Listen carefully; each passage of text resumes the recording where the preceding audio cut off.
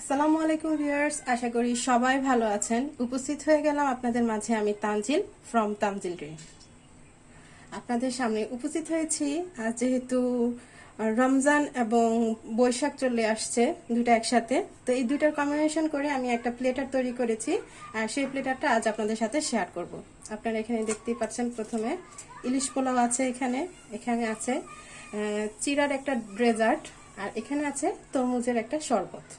তো এই তিনটার কম্বিনেশনে আমি একটা ইফতারি প্লেটার তৈরি করে ফেলেছি। তো এই প্লেটারটা আমি কিভাবে তৈরি করেছি, পুরো প্রস্তুত প্রণালীটা স্টেপ বাই স্টেপ আজ আপনাদের সাথে শেয়ার করব। তো আর দেরি কেন, চলে যাচ্ছি পুরো প্রস্তুত প্রণালীতে। তো আজকের রমজান প্লেটারে প্রথমেই আমি যেটা করব সেটা হচ্ছে ইলিশ পোলাওটা তৈরি করব। আর এই ইলিশ পোলাও তৈরি করার জন্য আমার যেটা প্রথমে করতে হবে সেটা হচ্ছে ইলিশ মাছটা রান্না করব।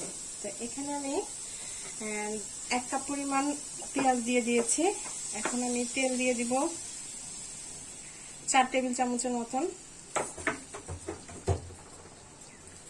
দিয়ে পেঁয়াজটা খুব ভালোভাবে ভেজে নিব।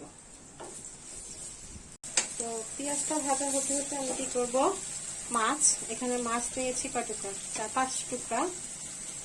এই মাছগুলোর মধ্যে একটু লবণ, সামান্য পরিমাণ হলুদ দিয়ে জাস্ট মেখে রেখে দিব পেঁয়াজ ভাজা হওয়া পর্যন্ত।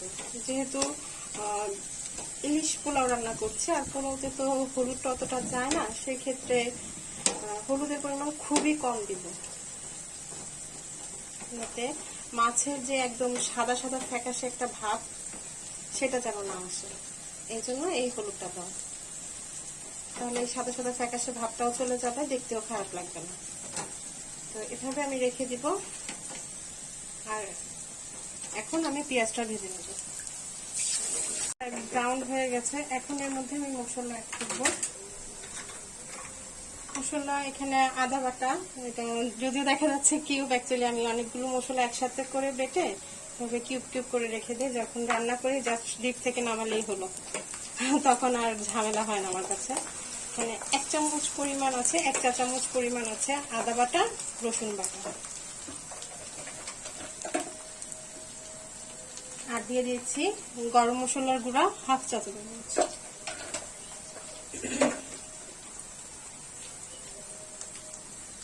লবণটা স্বাদ মতন, আর দিব গুঁড়া মরিচ 1 চা চামচ, 1/2 চা চামচ দিয়ে ভালোভাবে মশলাটা কষিয়ে নিব।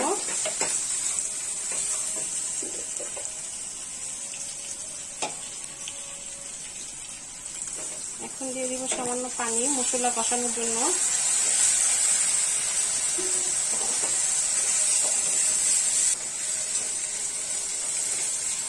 ভালো করে কষিয়ে নিব। চুলি মাছে মশলার পরিমাণটা কম লাগে, তো সেক্ষেত্রে আমি বলবো এটা রান্না করলে একটু বুঝে শুনে রান্না করতে হবে। মশলার পরিমাণটা যখন বেশি হয়ে যায় তখন এটা ফ্লেভারটা ভালো আসে না, খেতেও ভালো লাগে না।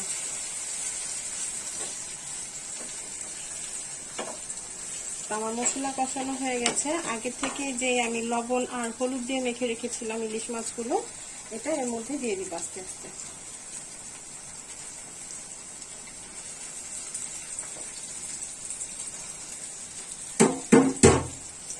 খুব সাবধানে এটা রান্না করবো, ইলিশ মাছ তো অনেক নরম থাকে, ভেঙে যেতে না যায় সেটা খেয়াল রাখবো।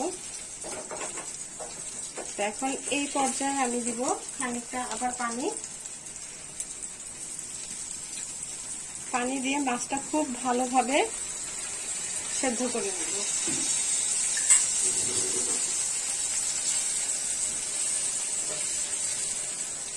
তো এখন আমি ঢাকনা দিয়ে এটা রান্না করব 10 থেকে 15 মিনিট। তো এটা রান্না হতে হতে আমি পাশের চুলায় পোলাওটা চড়িয়ে দিব। তো এখানে আমি সয়াবিন তেল দিয়ে দিচ্ছি প্রায় 3 টেবিল চামচের মতন। পেঁয়াজ দিব, এখানে 2 টেবিল চামচের মতন পেঁয়াজ দিচ্ছি। এখন দিয়ে জাস্ট পেঁয়াজটা ভেজে নিব। পেঁয়াজটা ভেজে নিচ্ছি। এর মধ্যে যে আস্ত মশলা, এলাচ, দারচিনি, তেজপাতা, লং, এই সকল মশলাগুলো দিয়ে দিলাম। নর্মালি পোলাও রান্না করতে সেগুলো লাগে। এগুলো দিয়ে একটু ভালোভাবে ভেজে নিব। আর আজকে আমি এখানে পেঁয়াজের পরিমাণটা কম অ্যাড করেছি, মাছের মধ্যে বেশি অ্যাড করেছি, যার কারণে পোলাওতে আমি খুব কম পরিমাণে পেঁয়াজ দিচ্ছি।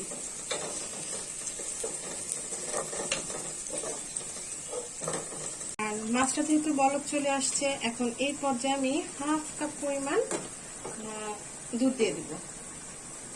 এই দুধটা দিয়ে আমি আর মাছটা নাড়বো না, বাস এভাবেই একদম মৃদু আছে এটা রান্না হতে থাকবে।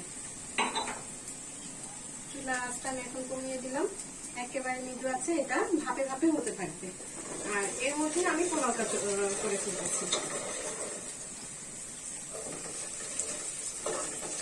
একটু ভাজা হয়ে গেছে।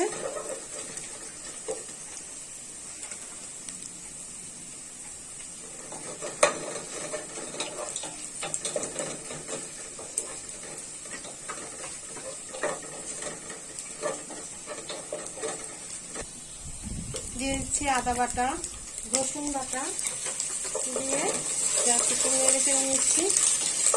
আমার এই মশলাগুলো ফ্রোজেন, যার কারণে সাথে সাথে আমি চালটা দিয়ে দিচ্ছি, ছিটে আসে না তো।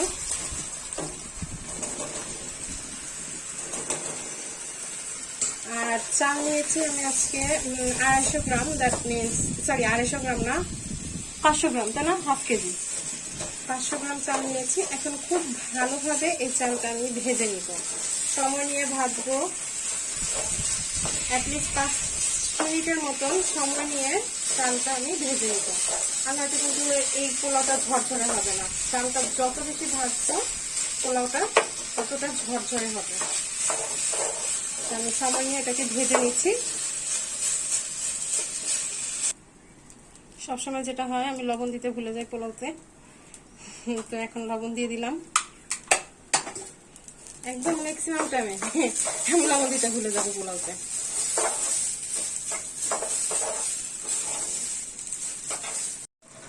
তো মাছটা রান্না হয়ে গেছে। খুব আলতোভাবে সাবধানে মাছগুলো উঠাতে হবে, না ভেঙে যায় মাছগুলো। তো মাছগুলো আমি উঠিয়ে এখন চুলাটা বন্ধ করে দেব। আর এই যে মশলাটা, এটা আমি এই পোলাওর মধ্যে দিয়ে দিব। আমি 10 মিনিট ধরে কিন্তু এই চালটা ভাজছি, এখনো কিন্তু পানি দিইনি এই চালে। এটা পুরোটা এখন দিব না, খানিকটা কিন্তু রেখে দিয়েছি।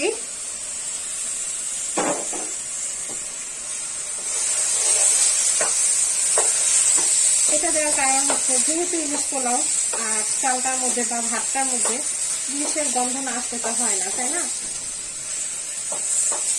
এই কারণে আমি এইভাবে রান্না করি। ইলিশের যে স্মেলটা পুরোটাই কিন্তু এখন এই চালের মধ্যে চলে আসছে। আর এই স্মেলটা দিয়ে কিন্তু এখন রান্না হবে, সেটা ভালো লাগবে খেতে। ভাজা হয়ে গেছে। এখন এই পর্যায়ে আমি দিয়ে দেবো পানি।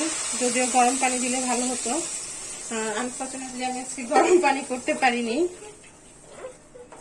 তো এটা দিয়ে বলক আসা পর্যন্ত বাস রান্না করব। এখন ঢাকনা দিয়ে ঢেকে রেখে দিব। এখন এটা পানিটা কিন্তু টেনে গেছে। এই পর্যায়ে আমি বাকি এগুলো দিয়ে দিব।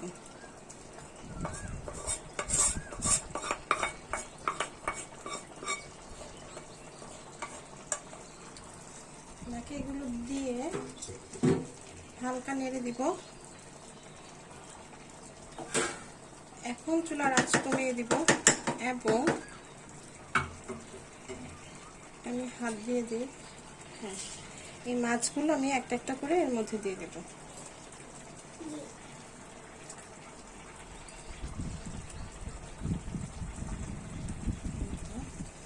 সাথে কাঁচামরিচগুলোও দিয়ে দেব। আর এই যে পানিটা ছিল, সে পানিটাও আমি দিয়ে দিচ্ছি। ঢাকনা দিয়ে এটা ঢেকে একদম মৃদু আঁচে এটা রান্না করব। এখন আর নাড়াচাড়ার কোনো দরকার নেই, ভাপে ভাপে মৃদু আঁচে এটা হয়ে যাবে। এই তো আর এটা হতে প্রায় 15 থেকে 20 মিনিটের মতন সময় লাগবে। সো 15 থেকে 20 মিনিট পর ফিরছি আপনাদের মাঝে আবার। তো এটা রান্না পুরাই কমপ্লিট। এখন একটু ঘি দিয়ে দিচ্ছি, জাস্ট স্মেলের কারণে ভাল লাগবে। এটা টোটালি অপশনাল, কেউ না চাইলে না দিবেন, কোনো সমস্যা নেই।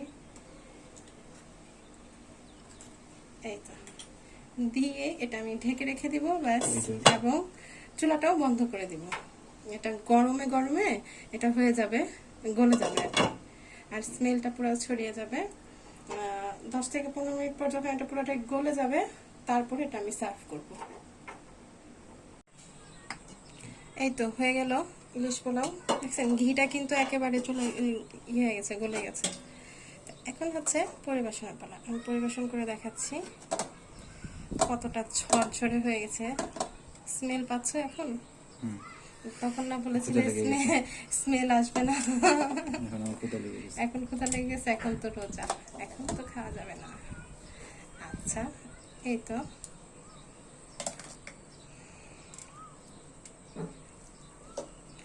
যখন আমি রান্না করছিলাম তখন বলতেছে কোনো স্মেল আসবে না, স্মেল আসবে না। এখন বলতেছে স্মেল দিয়ে রুম ভরে গেছে। তো এই তো আমার ইলিশ পোলাও। তো আজকের ইফতারের জন্য এবং বাংলা নববর্ষের জন্য চিরার জন্য এখানে দুধটা রেডি করছি। এখানে 2 কাপ পরিমাণ দুধ আছে, এটা আগে থেকে জাল করে রেখেছিলাম। আর এখন দিয়ে দিচ্ছি গুড়। এটা কি গুড়?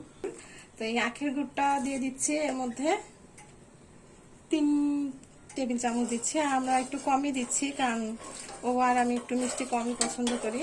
তো এই গুড়টা দিয়ে এটা দুধটা জাস্ট জাল করে নিব।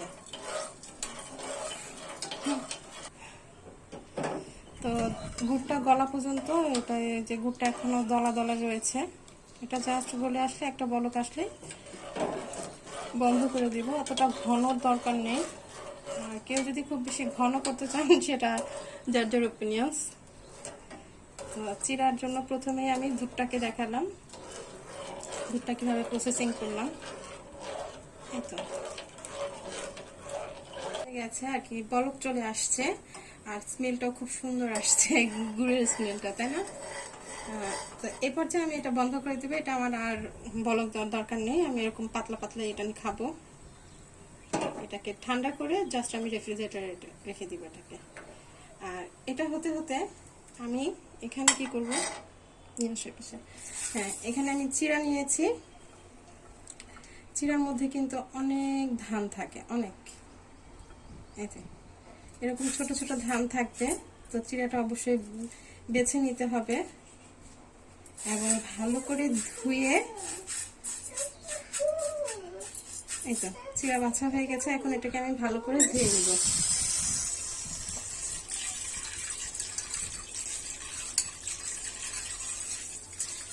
চিড়াতে খুব বেশি ধুলাবালি থাকে, যে বাছার পরেও কিন্তু এখন ধান বেশি উঠছে। তো এটা আমি ধুয়ে নিয়েছি। এখন কি করবো, চিড়াটাকে একটা স্ট্রেনারে আমি রেখে দিব।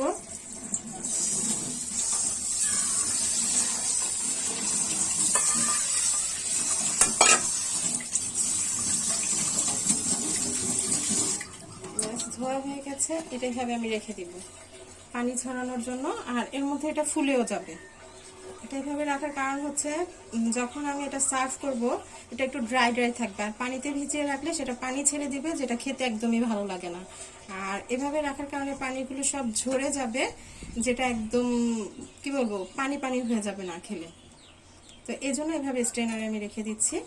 তো স্ট্রেনারে রাখার পর এটা আমি রেফ্রিজারেটরে রেখে দিব। এটাও যেন সবগুলো একসাথে ঠান্ডা হলে তারপর ঠান্ডা ঠান্ডা সার্ভ করবো আমি। তো এই যে চিড়াগুলো কিন্তু ফুলে গেছে এবং একদম ঝরঝরে, তাই না? এটা আমি যেই পরিমাণ চিড়াটা নিয়েছি, এটা দুইজনের জন্য একদম পারফেক্ট। কম হয়ে গেছে। কম হয়ে গেছে, তাই? আচ্ছা ঠিক আছে, তাহলে দুইটাই খেয়ে ফেলো। আচ্ছা ঠিক আছে, তুমি শুধু পানি খেয়ে। ওকে ডান।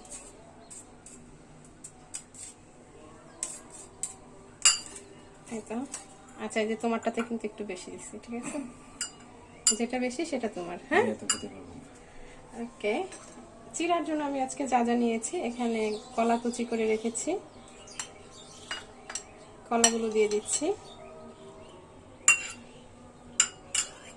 আর এখানে আছে আপেল কুচি। এটা হচ্ছে টোটালি অপশনাল, যে যেরকম খেতে চান ফল সে সেরকম ফল দিতে পারেন। আমি এখানে আপেল আর কলা দিয়ে ডেজার্টটা করছি, আপনারা যে কোনো ফল দিয়ে করতে পারেন, যার যে ফল দিয়ে ইচ্ছা সেই ফল দিয়ে। তো আমার কাছে মনে হয় এই দুটা ফ্লেভার যখন আমি এই চিড়াটার সাথে মিক্সড করি তখন বেটার লাগে, দ্যাটস ওয়াই আমি এই দুটা দিয়ে করলাম। খেজুরটা দিয়ে দিচ্ছি। আর আমরা হচ্ছে দুজন, তো ইফতারিতে দুজনের ইফতারি করেছি, দুজন একসাথে। জাফরুন তো অত কিছু খায় না ইফতারের টাইমে, শুধু দেখা যায় ও বরফটাই খুব বেশি প্রেফার করে। এখানে এখন দিচ্ছি কি যেন নাম, এটা রুয়াফজা।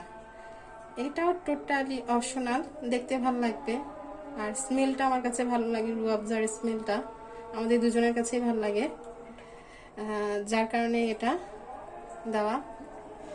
আর রুয়াফজার স্মেলটা যদি কেউ স্কিপ করতে চান সেক্ষেত্রে স্কিপ করতে পারেন। এই তো সম্পূর্ণ জিনিস অ্যাড করা শেষ। আর প্রত্যেকটা জিনিসই খুবই ঠান্ডা। এই যে দুধটা জাল করে রেখেছিলাম গুড় দিয়ে, এই দুধটা এখন এর মধ্যে দিয়ে দিচ্ছি। এই তো তোমারটাই কিন্তু চিড়া বেশি দেওয়ার কারণে কিন্তু দুধ কম পড়ে যাবে। এখন কেন খেতে পারবা না? তো যেরকম দুধটা নিয়েছিলাম একদম পুরো পারফেক্ট হয়েছে আমাদের জন্য। তো এভাবে এখনো ইফতারের আর কিছু সময় বাকি আছে, চলে আসছে যাচ্ছি। তো এই খানিকটা সময় যেহেতু বাকি আছে, আমি এটা এভাবে রেখে আবারও ঠান্ডা করতে রেখে দিব। ঠান্ডা ঠান্ডা খেতে খুবই ভালো লাগে এই ডিজার্টটা। তো ভালো লাগলে অবশ্যই সবাই বাসায় ট্রাই করবেন, ট্রাই করে অবশ্যই আমাকে জানাবেন কেমন লেগেছে। এখানে আমি তরল দুধ নিয়ে নিয়েছি 1/2 কেজি। আর এখন আমি সুগার সিরাপ দিচ্ছি, যেহেতু রোজা আছি। এটা কি বলবো, আমি আমার স্বাদ মতন দিচ্ছি। আপনারা যারা যে যেরকম মিষ্টি খান সেটার উপর প্রেফার করবেন। আমি এখানে প্রায় 1/2 কাপের মতন ছিল চিনিটা, সেটা দিয়ে দিয়েছি সুগার সিরাপটা। এখানে হচ্ছে বরফ কুচি দিচ্ছি। আর এই শরবতটার ব্যাপারে কি বলবো, একটু স্কিপ করো। আর এই শরবতটার ব্যাপারে বলবো হচ্ছে এটা খুব কিন্তু পপুলার হচ্ছে ইন্ডিয়াতে, এটা খুব বেশি খায়। আমরা যখন কলকাতায় গিয়েছিলাম তখন এই শরবতটা খুব প্রচন্ড গরমের মধ্যে খেয়ে খুবই ভালো লেগেছিল। যাই হোক, রুয়াফজা দিয়ে দিয়েছি এখানে 1 টেবিল চামচের মতন। এখন দিব সামান্য একটু, একদম সামান্য একটু গোলাপ জল। এটা টোটালি অপশনাল, কেউ দিতে না চাইলে স্কিপ করতে পারেন, বাট এটা দিলে খুব সুন্দর একটা ফ্লেভার আসে। এটা আমি একটু সাইডে রেখে দিচ্ছি, কারণ হচ্ছে এখানে আমি তরমুজ কুচি করে নিয়েছি। যে যতটা সম্ভব কুচি করে নিলেই ভালো হয়, যেহেতু তরমুজের শরবত। আর এটাকে জাস্ট আমি ম্যাশ করে নিচ্ছি। এটা হচ্ছে কি, ম্যাশ করে নিলে ফ্লেভারটা খুব ভালো আসবে। আর ফ্লেভারটাই আমার দরকার। এটা কিন্তু আবার এটা ব্লেন্ড করলে কিন্তু ভালো লাগবে না। এটার যে টেস্টটা, এটা এইভাবে খেলেই ভালো। ব্লেন্ড করলে এটা আবার অন্যরকম টেস্ট চলে আসবে। তো সব তরমুজ কুচিগুলো দিয়ে দিলাম। এই তো তৈরি হয়ে গেছে আমার তরমুজের শরবত।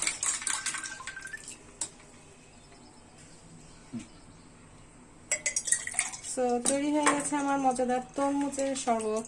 তো এই হচ্ছে আমার ইফতারি প্লেটার আজকে। এখানে হচ্ছে চিড়ার ডেজার্ট শরবত, সেটা হচ্ছে তরমুজের শরবত। আর এখানে হচ্ছে ইলিশ পোলাও। ইফতারি এবং নববর্ষের দুটার কম্বিনেশনে এই আমার প্লেটারটা তৈরি করা। তো আপনাদের সবার কেমন লেগেছে অবশ্যই কমেন্টস করে জানাবেন। আর ভিডিও ভালো লেগে থাকলে অবশ্যই লাইক করবেন, কমেন্টস করবেন, শেয়ার করবেন। বিদায় নিচ্ছি, আল্লাহ হাফেজ, আসসালামু আলাইকুম।